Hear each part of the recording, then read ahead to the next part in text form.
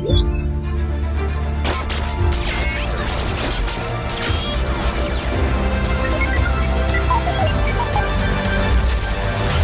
kita sempat tercederai adanya informasi udang yang kemarin di daerah Serang. Assalamualaikum warahmatullahi wabarakatuh. Lah, Salam sejahtera untuk kita semuanya. Alhamdulillah pada kesempatan sore hari ini dari podcast Manipul News Yayasan Wahana Aksi Kritis Nusantara Waskita yang pada episode pada sore hari ini 5 Oktober 2025 kembali menyuarakan berbagai hal aspirasi yang berkembang di masyarakat, dan tentu saja tema pada diskusi kita pada sore hari ini berbicara tentang Perda Peraturan Daerah dan kebijakan pusat yang berkaitan dengan kepentingan masyarakat, khususnya studi kasus yang berada di Pulau Karimun Jawa, yang berkaitan juga ini masih belum selesai tentang persoalan tambak yang perlu nanti kita diskusikan. Untuk itu, mari sama-sama kita awali diskusi ini dengan kita berdoa semoga membuahkan hasil yang baik, dan mudah-mudahan resonansi dari diskusi ini bisa didengar oleh para pemangku kebijakan, dan mudah-mudahan harapan dan keinginan kita mudah-mudahan kembali ini bisa direalisasikan. Berdoa, kami persilakan.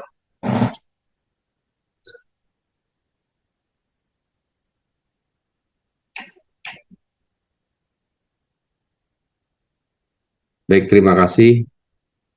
Sudah hadir di tengah-tengah kita sebagai narasumber utama, ini Profesor Dr. Rohmin Dahuri. Selamat sore, selamat datang Pak. Dan kemudian juga hadir di tengah kita beberapa narasumber yang kita hadirkan. Ini diantaranya Pak Insinyur Darori Wonodipuro MM dari anggota DPR RI. Selamat sore Pak, sudah menyempatkan waktunya hadir. Serta ini yang belum hadir beberapa anggota DPR RI, mudah-mudahan nanti sambil berjalan. Dan saya hanya membuka di awal diskusi atas nama podcast News Waskita, mengucapkan terima kasih kepada kawan-kawan juga yang hadir dari petani tambak, dari pemegang kebijakan, baik di beberapa lokasi yang hadir di Zoom ini. Mudah-mudahan nanti bisa mewarnai diskusi kita. Dan diskusi ini lebih tepatnya nanti langsung dipimpin oleh Ketua Yayasan Waskita, Bapak Ahmad Gunawan, karena yang mengawal dari perjalanan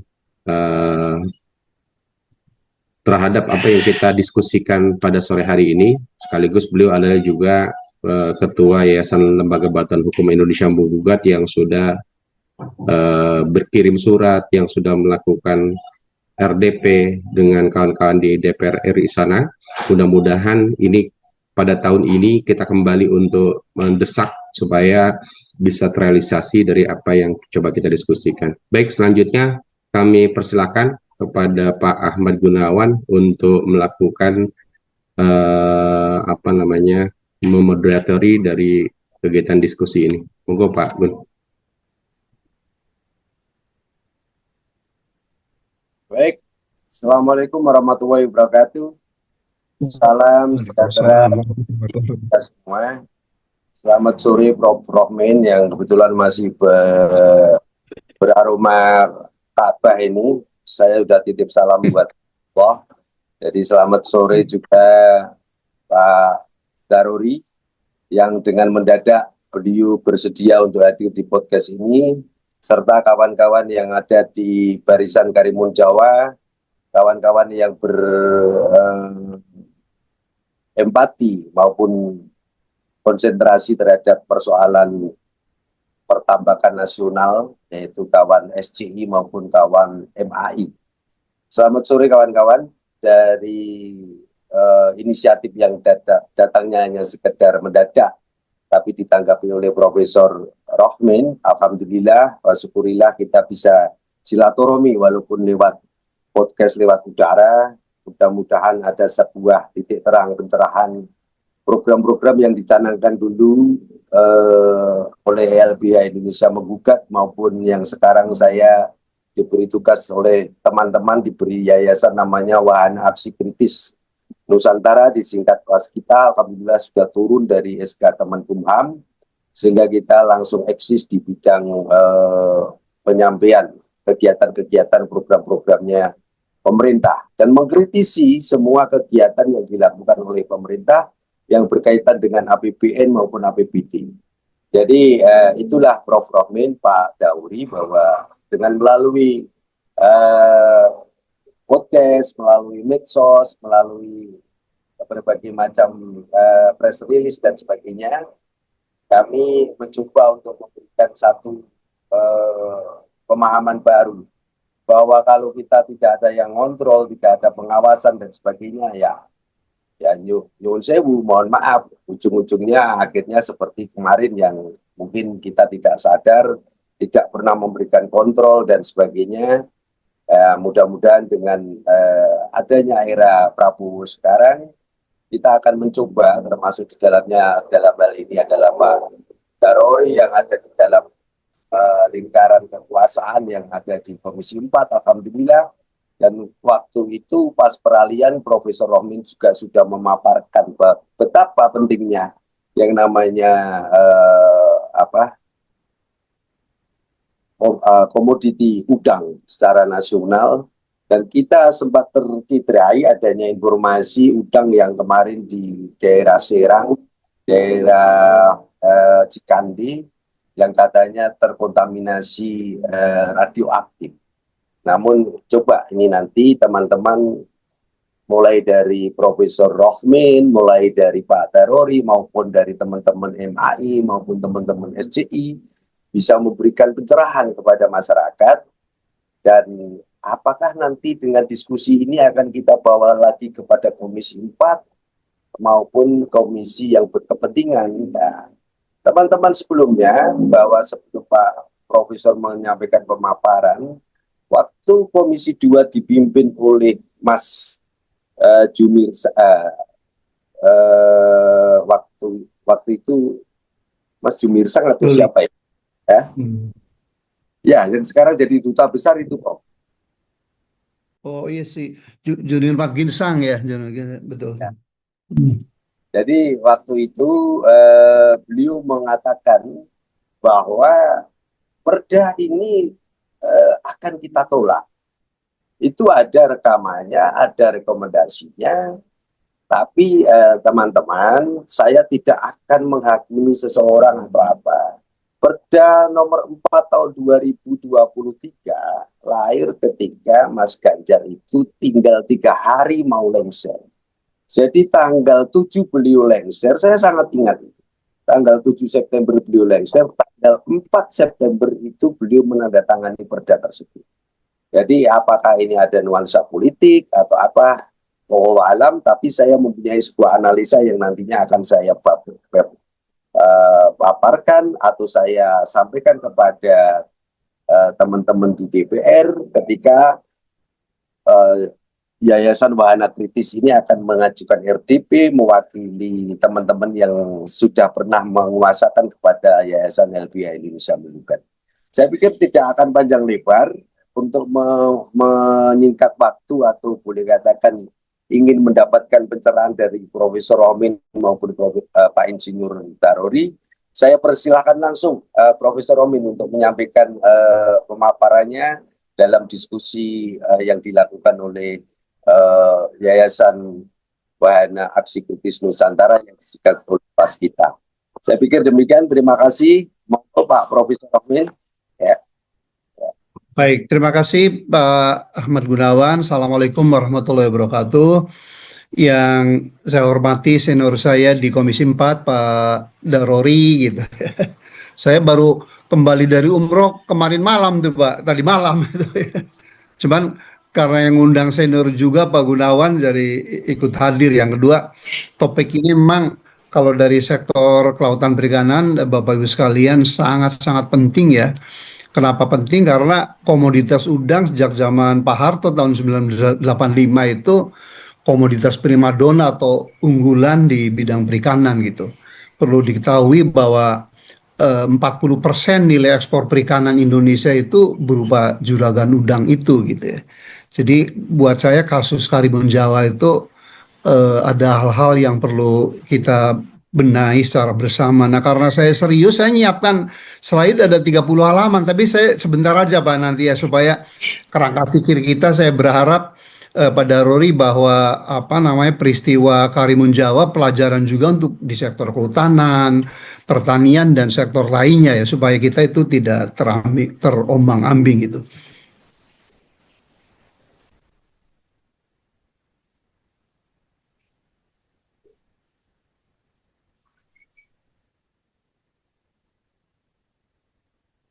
Nah, maka Pak Gunawan dan seluruh hadirin ya, saya sengaja membuat sharing atau judul bagaimana kita mengharmonisasikan antara kebijakan pembangunan pemerintah dalam hal ini pemerintah pusat atau nasional dan peraturan daerah. Untuk apa? Untuk meningkatkan daya saing dan pertumbuhan ekonomi yang inklusif berlanjutan. Jadi mohon izin untuk semua yang hadir di Zoom meeting ini, Pak Gunawan, Pak Daruri ya, bahwa satu-satunya syarat secara ekonomi untuk Indonesia itu sesuai dengan cita-cita Presiden Prabowo dan cita-cita semua untuk menjadi negara maju, makmur dan berdaulat itu hanya dua itu. Kita harus meningkatkan daya saing dan yang kedua adalah pertumbuhan ekonomi yang inklusif. Inklusif itu jangan hanya dinikmati oleh 1% orang Indonesia, tapi harus seluruh rakyat Indonesia gitu ya, dan berkelanjutan. Jadi topik ini harusnya mudah-mudahan Bupati datang, mudah-mudahan Pak Hanif Menteri Lingkungan Hidup datang gitu ya, supaya kita menjadi clear gitu, sebagai bangsa jangan terombang-ambing terus gitu ya. Nah,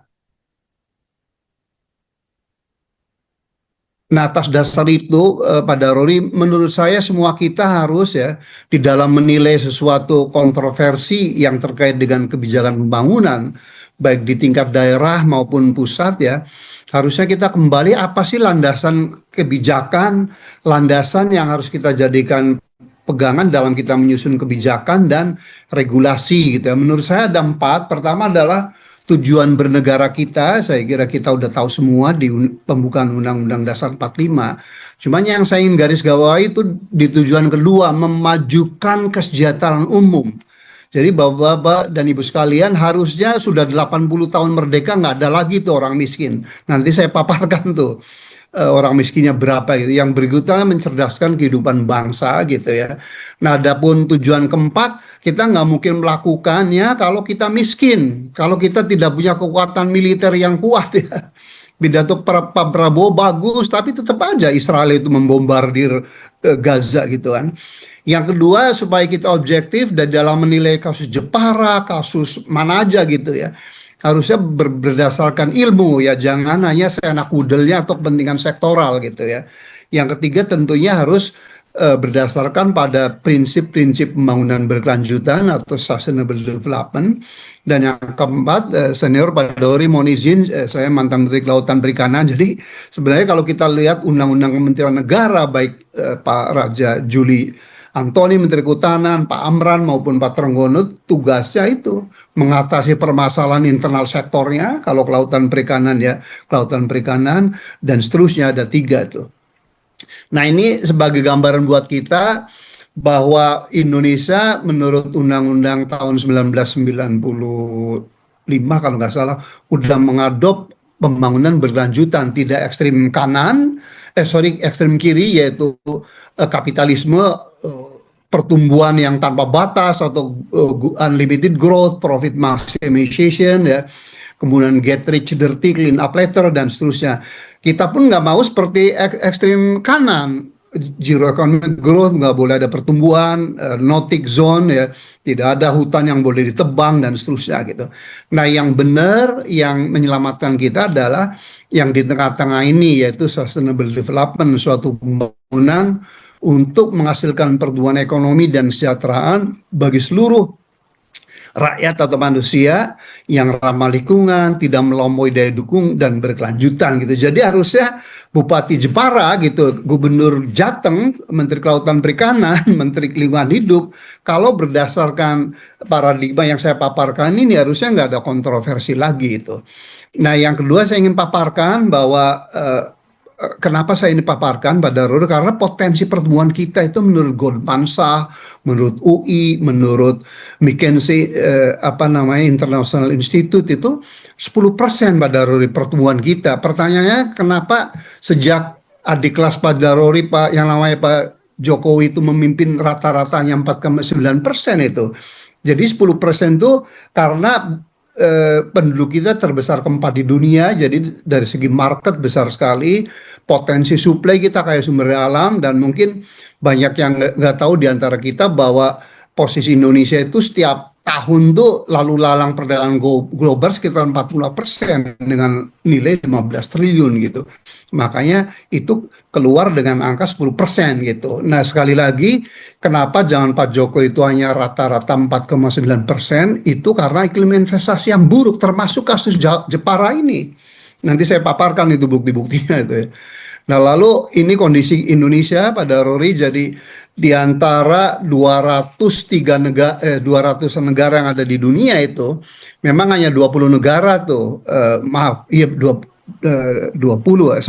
ya, yang PDB-nya di atas 1 triliun. Kita di ranking ke-16, harusnya kalau berdasarkan jumlah penduduk, harusnya produk domestik bruto kita atau gross domestic produk kita itu di ranking keempat itu. Tapi ranking keempat itu diduduki Jepang tuh 4 triliun sekian gitu ya. Nah, kalau 1,4 triliun dolar itu Mas Gunawan ya dan seluruh hadirin dibagi dengan 285 juta penduduk pada Rory, maka pendapatan rakyat Indonesia itu rata-rata baru 4.900 Pak. Nah, padahal kriteria suatu negara dikatakan sudah maju makmur kalau pendapatan per kapita rakyatnya atau GNI-nya itu di atas 14.000. Nah, kita udah 80 tahun merdeka baru 4.900 pada Rory. Thailand sudah 7.000, Malaysia udah hampir 12.000, kemudian si Brunei malah 36.000 dan seterusnya. Nah, jadi dari gambaran ini aja sungguh-sungguh pertumbuhan ekonomi kita memang rendah Pak gitu ya. Maka saya terus terang agak menangis Pak kalau waktu zaman 2014 sampai 2019 tuh ada menteri yang kerjanya tenggelam, bakar, moratorium, nggak boleh ini, nggak boleh itu gitu. Itu temannya Pak Darori itu. Jadi sektor itu nyungsep gitu. Nah, lalu menurut analisis kami ada 10 permasalahan, Mas Gunawan, Pak Daruri, dan hadirin yang saya sangat banggakan. Kalau kita ingin menjadi negara maju makmur 2045, inilah tantangannya. Pertumbuhan ekonominya kita masih rendah, rumus ekonomi harus di atas 7%, maka ketika Presiden Prabowo mencanangkan target 8%, orang pertama yang nulis di Kompas saya Pak Daruri itu setuju. Saya uraikan itu ya. Cuman realisasinya gini kan karena banyak menterinya yang tidak pada bidangnya gitu-gitulah.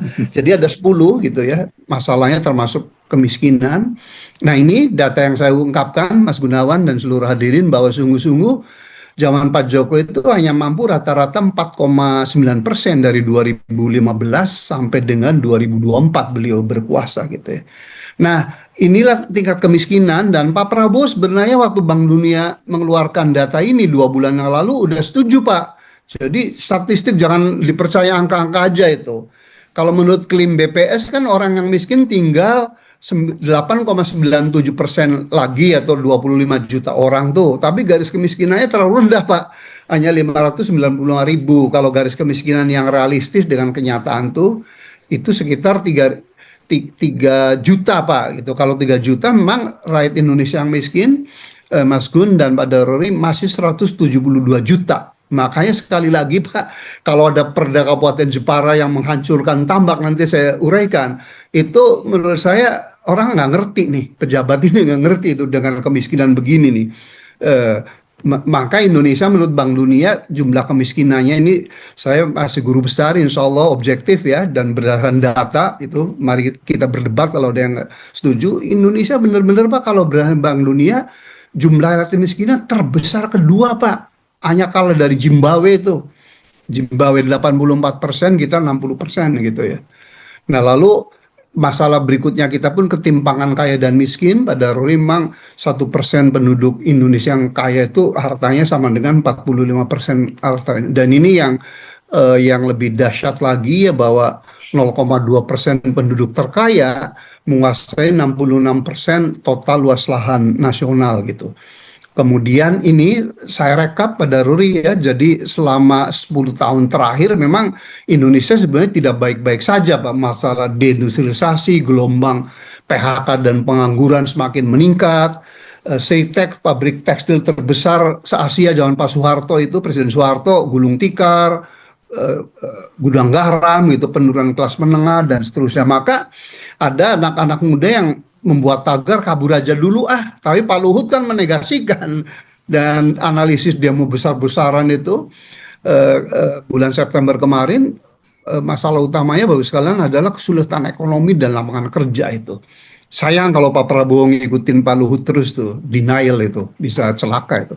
Kemudian masalah deindustrialisasi, yaitu keadaan di mana kontribusi sektor manufacturing udah menurun, tetapi pendapatan rakyat belum mencapai 14.000. Nah ini lihat, tahun 96 di akhir jabatan Pak Harto, pada Rory, sumbangan sektor manufaktur udah 29%, 2024 sudah tinggal 19%, turun 10%, karena memang banyak pabrik yang tutup gitu ya. Industri pengolahan udang juga pada tutup, apalagi sekarang dengan kasus cesium gitu, begitu. Kemudian ini implikasinya stunting masih banyak, gizi buruk masih banyak, dan ini pada Ruri saya serius, saya maunya Komisi 4 tuh serius Pak. Ini menurut data dari FAO tahun 2020 yang dipublikasikan di Harian Kompas tanggal 9 Desember tahun 2022, ternyata untuk makan sehat bergizi pada Ruri dan Pak Gunawan hanya butuh uang 22.000 per hari. Dan hanya 22.000 orang, ada 183,7 juta orang atau 68% penduduk Indonesia yang tidak punya uang segitu Pak. Iya kan? Jadi ini memang brutal nih negara kita di dalam hal kesenjangan kaya miskin dan kemiskinan itu.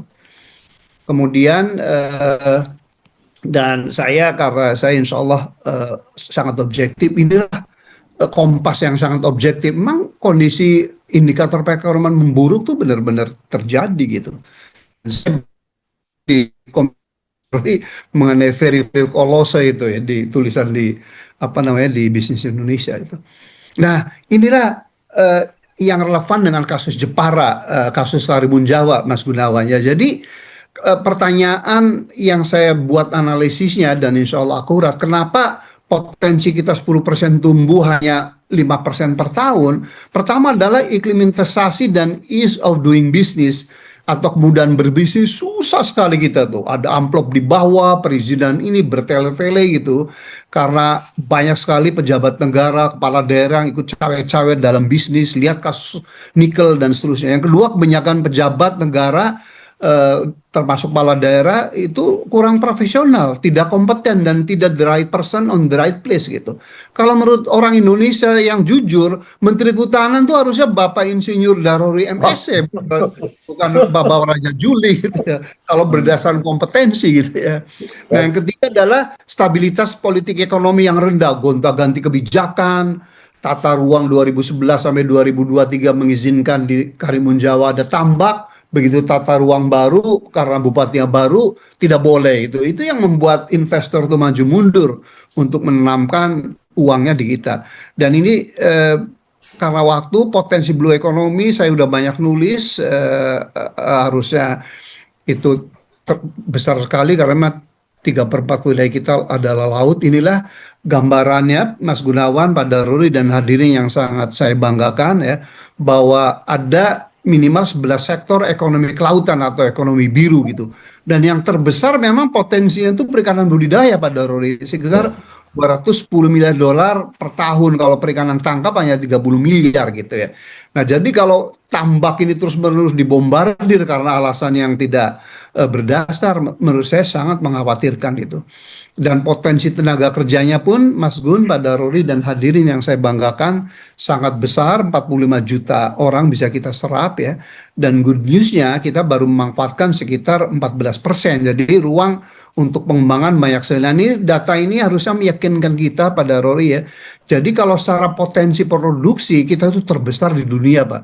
115 juta ton per tahun dari penangkapan ikan, 15 juta ton dari budidaya 100 juta ton gitu ya.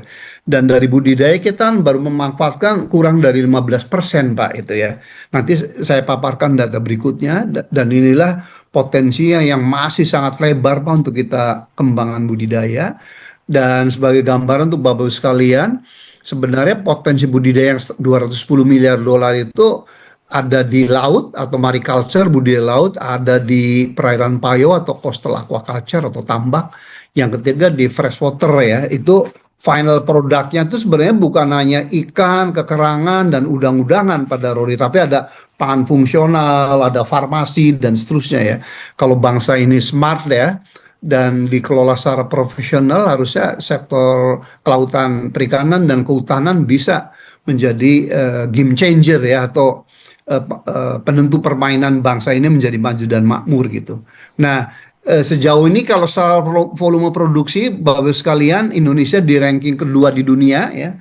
Kita menghasilkan sekitar 11 juta ton ya, juara satunya masih Cina sekitar 57 juta ton gitu ya. Dan ini bukti bahwa memang sungguh-sungguh udang itu primadona. 40% ekspor Indonesia itu yang jumlahnya sekitar 5 miliar itu berasal dari apa namanya udang ya, baru ada kepiting, lobster, rumput laut, dan seterusnya gitu. Nah, ini definisi aquaculture bukan hanya untuk ini, jadi bisa juga untuk bioteknologi. Pada Rory ini mohon izin ya, cuman kita di Komisi 4 kan nggak bisa mengeksplor gitu ya. Potensi ekonomi biru itu 4 kali lipat daripada industri IT, Pak. Ini menurut penelitian dari Kementerian Kelautan Perikanan Korea Selatan gitu ya. Dan dari saya bahwa basis dari industri biotek kan biodiversity, kita kan terbesar Pak. Jadi harusnya kita nggak jadi negara miskin seperti sekarang Pak. Harusnya kita udah makmur Pak kalau menggunakan 3 sektor itu, pertanian, kelautan perikanan, dan kehutanan secara profesional gitu ya.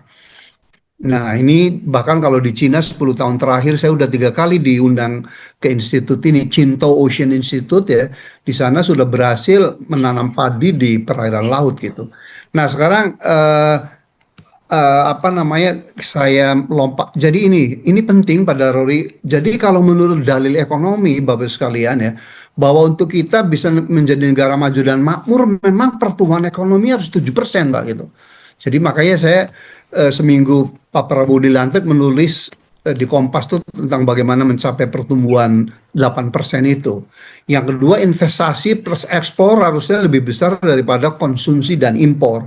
Maka Bapak sekalian, saya sangat cemas kalau ada pejabat tinggi negara yang kerjaannya menutup usaha gitu. Orang nggak mau masuk investasi ke kita itu. Kemudian harus adil, tentunya yang keempat harus ramah lingkungan dan berkelanjutan. Kontroversial tambak udang. Jadi setelah saya pelajari dengan cermat, sekalian, sesungguhnya tambak udang di Karimun Jawa ini sudah terjadi sebelum tahun 2016 itu, sudah beroperasi itu. Sejak tahun 2016 sudah ada 3 kemudian tambak udang ya di 3 bedik. Dan luasnya Bapak sekalian ternyata hanya 44 hektar itu. Padahal luas Taman Nasional kan 111.625.000 hektar atau hanya 0,04 hektar Pak luas tambak udang itu. Kemudian pemerintah Kabupaten Jepara menutup tambak udang berdasarkan Perda nomor 2 2011 tentang RT/RW Kabupaten Jepara. Nah, ini kan absurd kan atau naif. Pemda waktu itu mengizinkan beralasan bahwa itu berada di kawasan lindung. Padahal setelah saya cek Bapak sekalian, ternyata menurut RT/RW 2011-2031 pada Rory, yang namanya tambak tuh berada di zona pemanfaatan Pak, bukan di zona lindung. Tetapi dengan perda baru yaitu RT/RW untuk 2022-2024 yang diganti oleh bupati yang baru, itu memang yang tadinya zona pemanfaatan dirubah menjadi apa namanya zona lindung. Itu yang petambak kita dipersalahkan, kan ini nggak fair gitu ya. 2016 diizinkan karena di zona pemanfaatkan, dengan RT RW baru itu di kawasan lindung ya. Dan waktu penyusunan RT RW saya dapat informasi yang sangat itu teman-teman petambak pun nggak dilibatkan gitu. Alasan lain Pegap dari pemerintah Kabupaten Jepara menutup tambak udang adalah isu pencemaran dan limbah tambak. Pengambilan air laut melalui pipa yang dikhawatirkan dapat merusak terumbu karang begitu. Nah, ini saran saya, Mas Gunawan, Pak Daruri, dan hadirin yang sangat saya hormati ya, bagaimana kita mencari solusi optimal ya permasalahan tambak udang di Taman Nasional Karimun Jawa. Ini alasannya nih, dasar karena usaha tambak udang di Karimun Jawa itu sudah berlangsung sebelum 2016, berarti lokasinya tidak di zona inti tuh menurut RT RW yang dulu ya, atau di kawasan lindung, tapi di zona pemanfaatan atau zona penyangga. Sudah gitu luasannya pun yang 44 hektar atau 0,04% dari total luas Taman Nasional Karimun Jawa. Limbah tambak, Bapak sekalian harus diingat, ini adalah limbah organik. Saya dulu ngajar kualitas air waktu di IPB, jadi limbah organik itu mudah. Solusinya untuk tidak ini tinggal diencerkan gitu ya. Jadi tidak membahayakan sebenarnya. Yang kedua, udang merupakan komoditas perikanan unggulan nomor 1 di Indonesia. Maka menurut saya, Pak Dauri, seharusnya usaha tambak udang yang sudah berlangsung sejak sebelum 2016 itu bisa dilanjutkan dengan beberapa catatan. Pertama, dilarang pembukaan tambak udang baru. Jadi udah stop 44 hektar aja, nggak boleh lagi ada tambak udang baru gitu. Yang kedua, supaya tidak ada limbah yang terbuang dari aktivitas tambak atau zero waste shrimp pond, ya, maka petambak harus menggunakan teknik pemberian pakan yang tanpa limbah atau food conversion ratio-nya FCR-nya sama dengan 1, nggak ada limbah tuh pada Rory itu. Seperti biofloc, sound based automatic feeder, dan kalau perlu membangun IPAL. IPAL itu instalasi pengolahan air limbah itu. Jadi ada teknologinya. Maka kalau di Cina, di Korea yang namanya industri manufaktur gitu ya, itu bisa berdampingan dengan tambak udang dengan pariwisata karena nggak ada limbah gitu. Nah, kalau kita kanibalisme sektoral gitu, karena ada taman nasional, ada wisata, seolah-olah perikanan dan industri nggak boleh tumbuh. Ini yang benar-benar harus kita koreksi. Kemudian catatan ketiga adalah pengambilan air dari laut tidak boleh merusak terumbu karang, ada tekniknya. Kalau nggak ngerti, angkat saya sebagai konsultan, nanti saya ke sana gitu. Yang kelima, pengembangan tambak udang harus seperti di Johor Penang. Nanti mungkin Pak Darul Komisi 4 bisa saya ajak sana. Kemudian di Thailand, Vietnam itu bisa digunakan juga untuk tourism, Pak. Untuk memberi pakan, mancing, yang namanya aquaculture based tourism.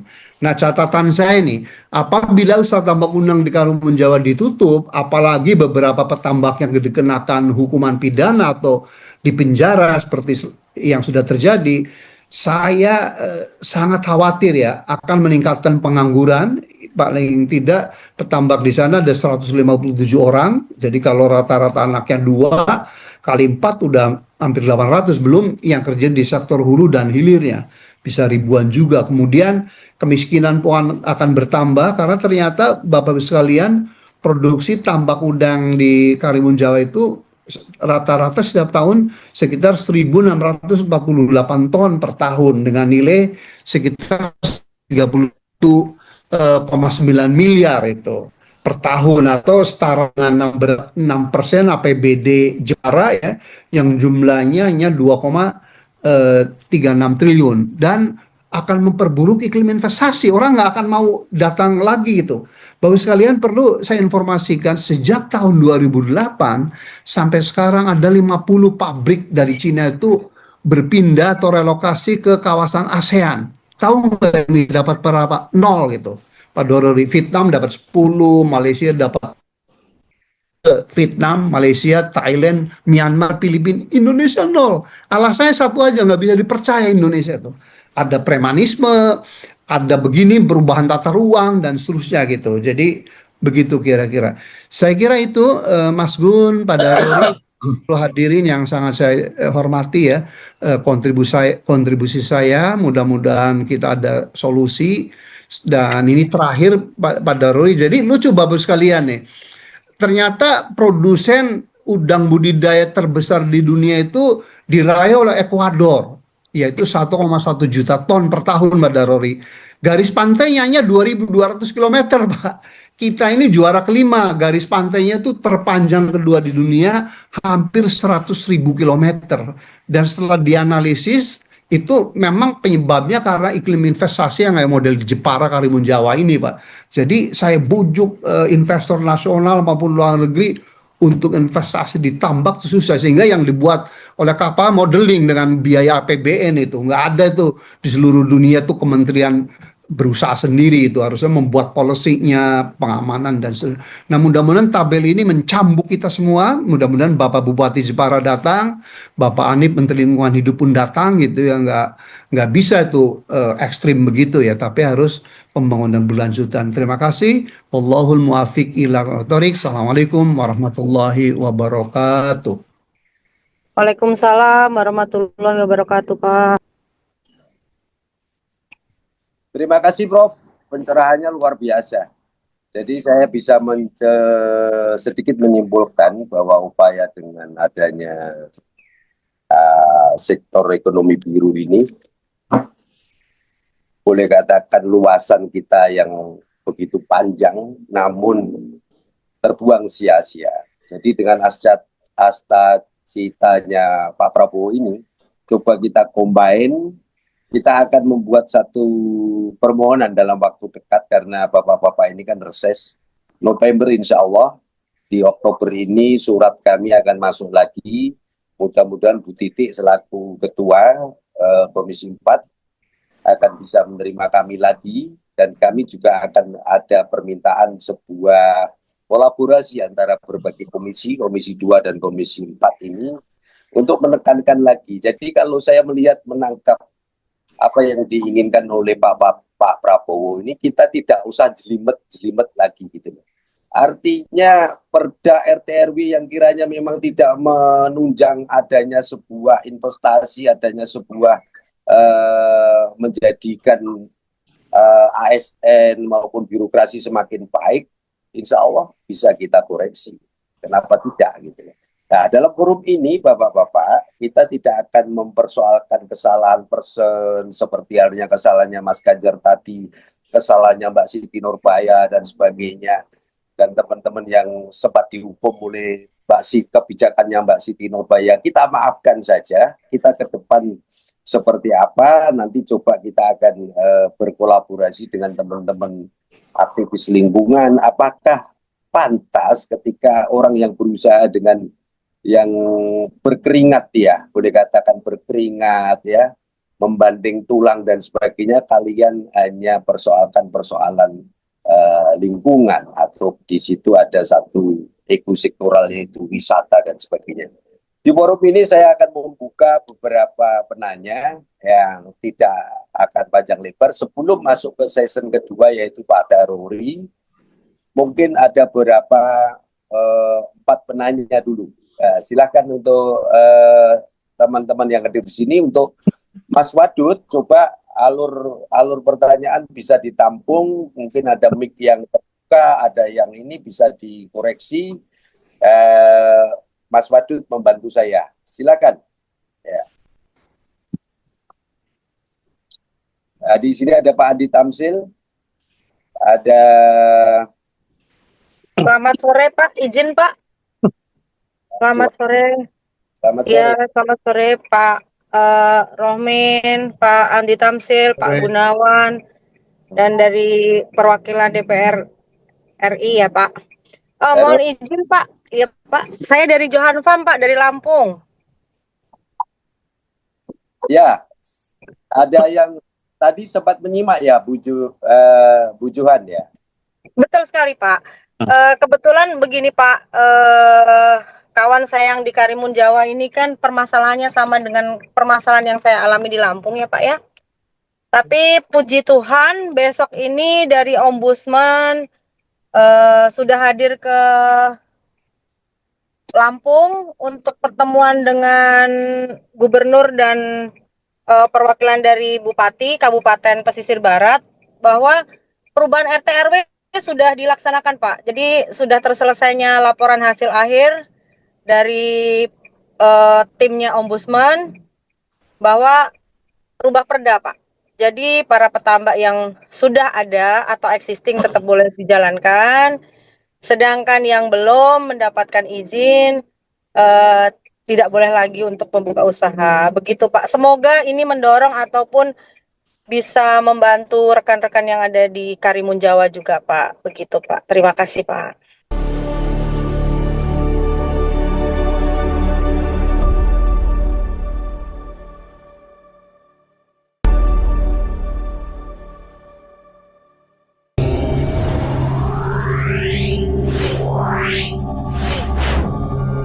Yeah.